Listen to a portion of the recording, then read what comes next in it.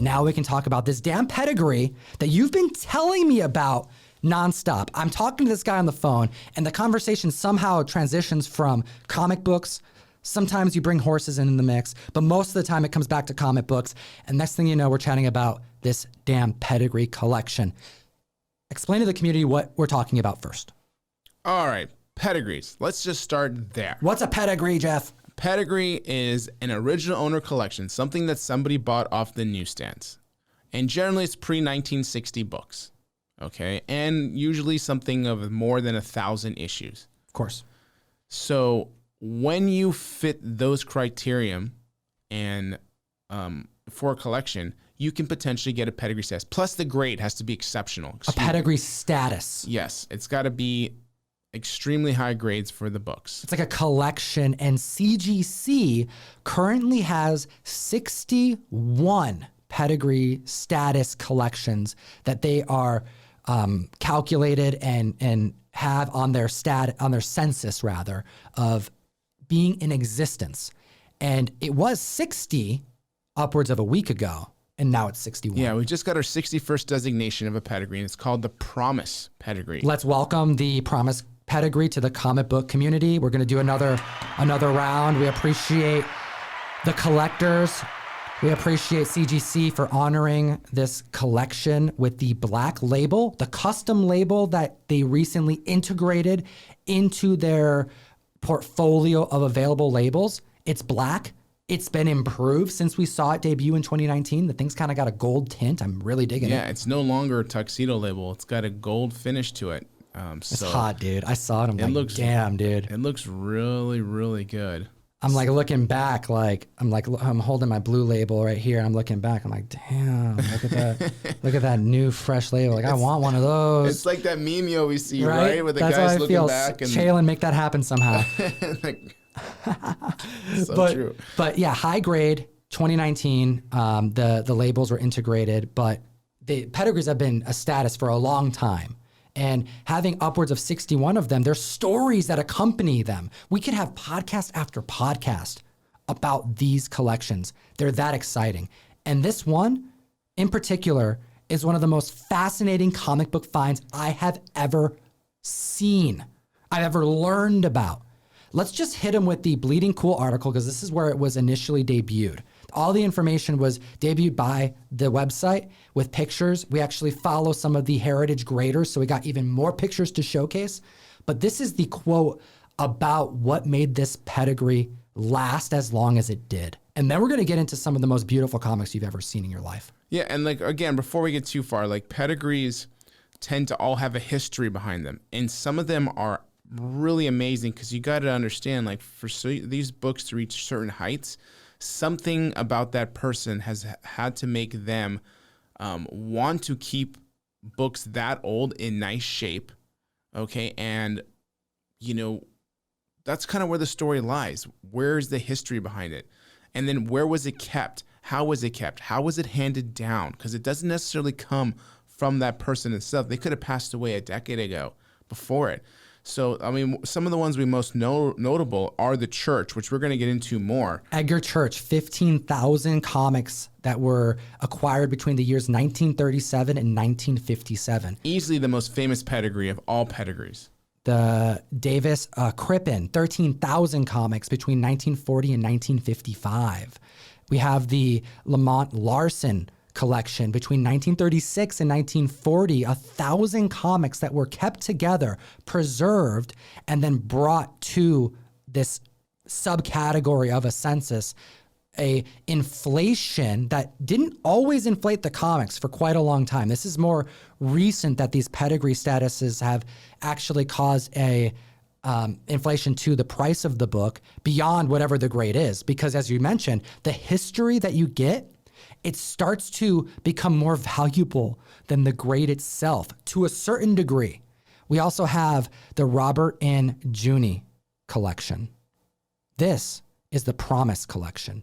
This is the 61st pedigree that has been integrated into our community. And we have to welcome it with open arms because it is one of the most beautiful comic book collection stories that I've heard. Yeah, the little story behind that we have, because more information is going to be let out. The family wants a little anonymity to it, but just the tale of the journey this book's traveled is really a great little story. And we're going to get into that right now. It involves two brothers, and those are the names, like we mentioned, Robert and Junie. And Junie was off to war, and he was an avid comic collector. The Korean War in 1950. Yeah, in the early 50s. And he told his brother, or he asked his brother, if he could please watch over his comic collection. That was his request. He was his request. Sent off to war, and his brother, Robert, actually joined the military as well to try to keep an eye on his younger brother, to also try to help. And in their conversations, Junie was like, yo, if anything does happen to me, protect my funny books. That's the quote. Yeah, that was a kind of a terminology for comic books, funny books. Okay, they were just funny books. But we just know more now as comic books and classify them as superhero and all these other things. Robert knew how dear the books were to his brother, and the quote is, so he promised him, yes, of course, he would take care of those funny books. If something ever happened, God forbid. And something did happen to his younger brother, Junie. Junie passed away in battle at 21 years old, and so Robert took the mantle and followed through on that promise. And those comics stayed safe for half a century plus. In an attic. He took the comics, put them together, preserved them, and they laid above a floor, just somewhere preserved, safe. somewhere safe. And this collection has now come out to the market and got into CGC's hands, getting graded, hitting Heritage. You're going to see these sales throughout the next couple months and coming months as well, because there's a lot of books, upwards of 1,000. Yeah, heritageauctions.com or ha.com, you can put in, I think bidding begins May 28th. This is not going to be all the books. There's about 5,000, so they can't get them all graded as fast as they'd like to, but a portion of it, a really good portion of it's going to hit the market here, and then closing, I think, around mid-June.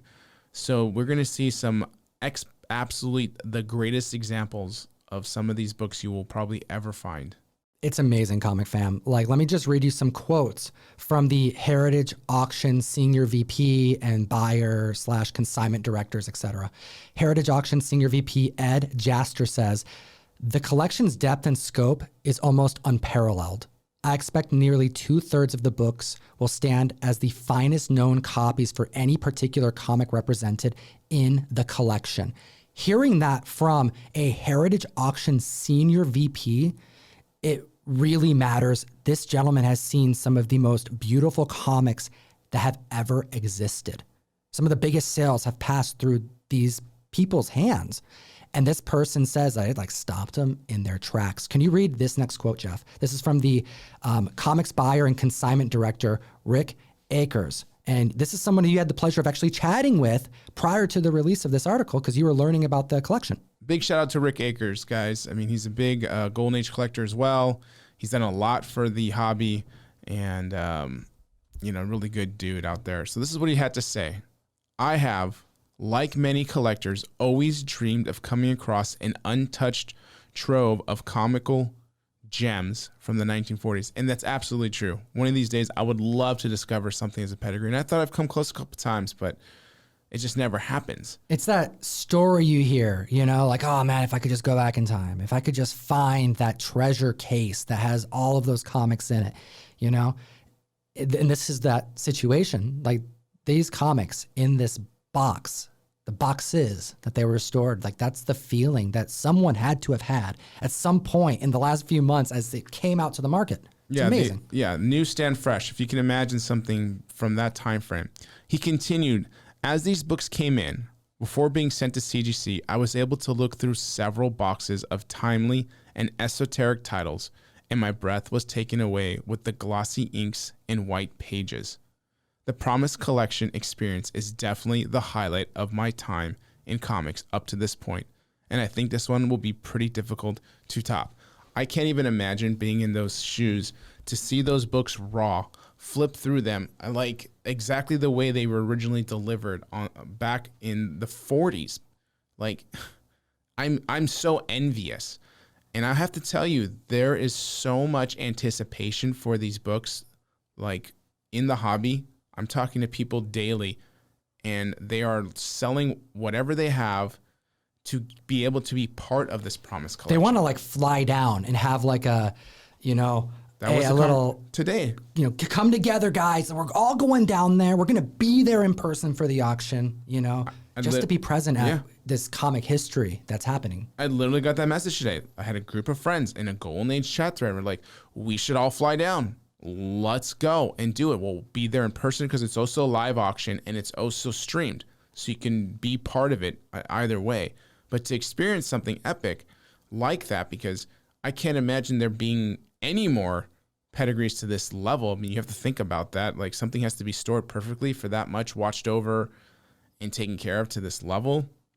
It's just it's unheard of, because the church came out in the 70s. This is what 50 years later. And we're seeing this. Craziness. All right, let's chat about the books, because these comics are so high grade. And we're talking about someone who had great taste. This isn't just like, oh, it's a bunch of Gene Autry's, you know. We got a bunch of offshoots. Too bad there's no insert key book here. No, this gentleman, at probably before he was in his 20s when he was getting these and collecting them, he had great taste in comics.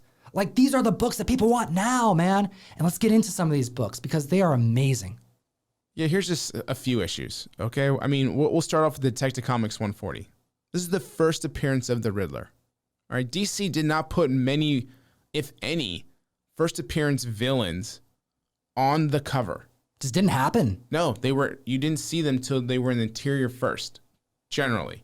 Really, I think, at all. And unlike this particular example, we see Riddler on the cover. You didn't even see Joker. True. Joker's in Batman 1, his first appearance. You don't see him on the cover. Nope. Okay, same with the Penguin. You just didn't see these characters. Now we see the Riddler.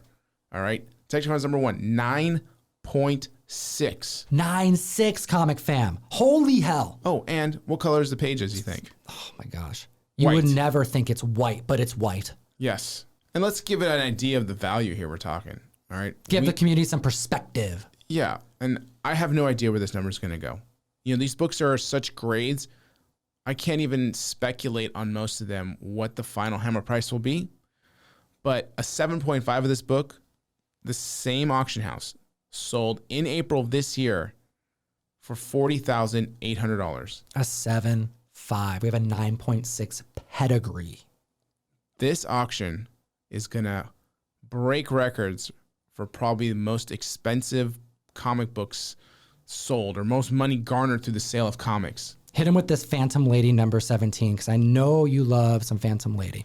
So Phantom Lady, classic good girl art. Seduction of the Innocent was in it, was part of the Seduction of the Innocent book. Fox Feature Syndicate. I mean, it's a Fox publication. I love Fox publication. Cover art by Matt Baker. Hell yeah. Absolutely coveted book. This book is also a 9.6. Insane, dude. Yep. And it's got pink pages. Okay, and pink pages was common for Fox books. The pink bled in from the cover, from the interior. Sure. And it's caused pink's pages. So that's not uncommon. That's why you'll see that designation. It's weird, but that's what happens with the Fox books. Get this, Comic Fam. A 9.4 of this issue back in 2019 went for $121,000. We're dealing with a 9.6 Pedigree. That shouldn't exist. But it's here. Amazing. All American Comics. Hot freaking damn, dude. Number 61. Spit about it, dude. This is insane. One of my favorite Golden Age covers and villain cover there is. It's one of the best, man. Got Love freaking it. Solomon Grundy. This is a 9.6. Off-white to white pages.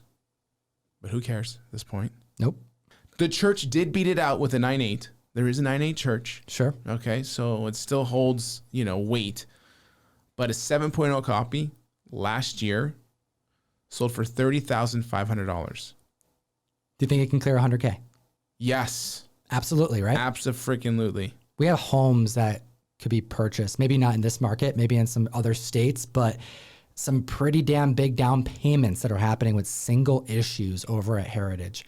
And then this one right here, I gotta say, man, this is one of my favorites on this list, but it's also, as far as grade goes, extremely impressive. It's one of those Cap Grails that I want so bad. I just know I'm never gonna be able to get it, even though I want it. Maybe super, super low and incomplete, but we have Captain America Comics, issue number 74, graded at a 9.2.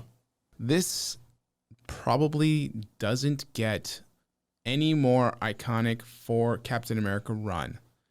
This is, for me, is one of the top 6 covers in that Captain America run. It's a long run. I mean, this is issue 74.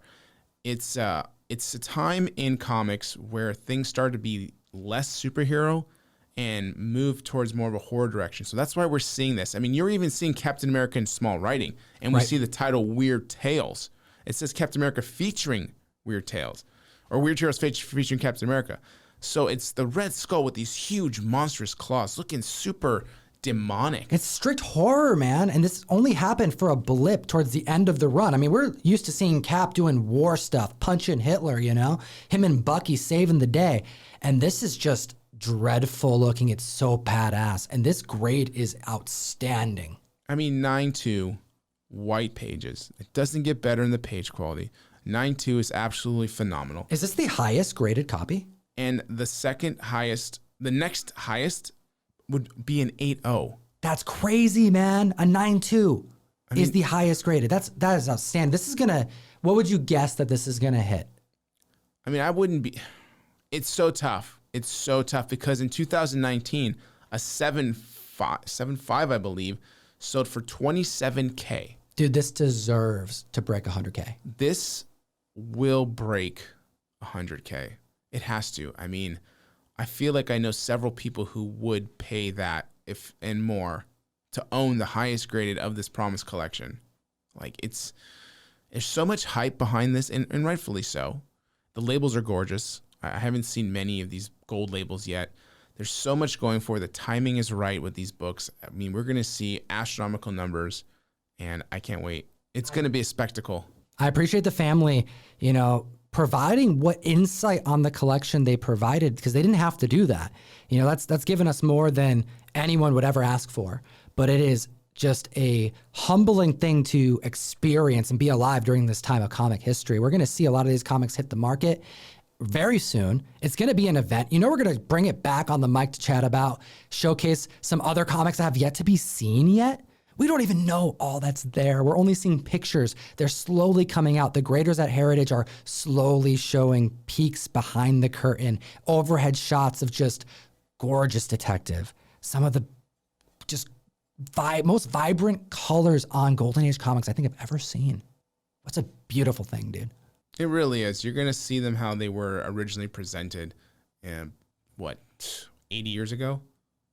I mean, it's insane. So, and you get, you know, you can watch this live, like we mentioned. It's streamed live. So at least if you just want to watch comics and see something you don't get to see, except, I don't know, every decade, something magical that's going to happen with a collection or someone's pedigree, you got to go check it out on heritage.com or heritage, just heritage.com, ha.com.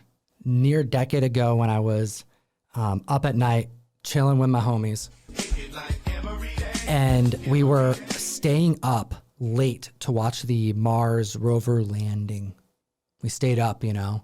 It was on delay because there's a amount of time it takes for the information to come back from Mars. So like by the time the Mars rover landed, we were finding out 8 minutes. Like, it had already been on the surface for upwards of 8+ minutes. Don't hold me to that. I can't remember exactly how long it was. May have been longer, maybe like 15 minutes before we knew that it landed successfully. So there was this excitement of, all right, we're going to find out really soon, but technically it's already happened. I feel like that moment's going to happen with this collection here. And I know that may seem preposterous because, you know, advancements of science, you know, landing something on Mars, but that's how special of an occasion these types of moments in comic history is. At least for me. I want to hear from the community, the comic fam. What do you think about pedigrees? Do you want us to come back on the mic to chat about pedigrees? I know, dude, you've been telling me we got to just dive deep into pedigrees. These stories get more wild.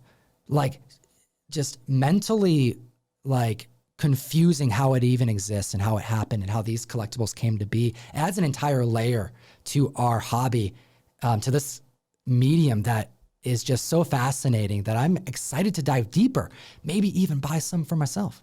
It's so hard for us to keep comics nowadays in good collection, in good condition, without bags and boards. Can you imagine? This has no bags and boards for, the history up to like the 70s. They got maybe bags and boards, really, for the most part.